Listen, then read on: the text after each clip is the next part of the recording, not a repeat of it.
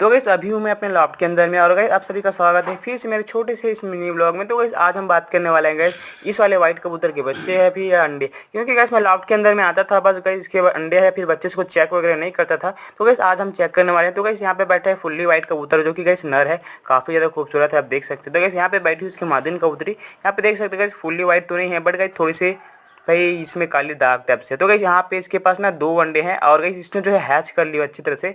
कुछ दिनों बाद इसके बच्चे वगैरह भी आ जाएंगे मेरे ख्याल से। तो गाइस आप जो मार्जिन कैसे की कमेंट करके जरूर बताना गाइस, और इसके आगे की अपडेट जानने के लिए चैनल को लाइक एंड सब्सक्राइब जरूर करना। Thank you so much.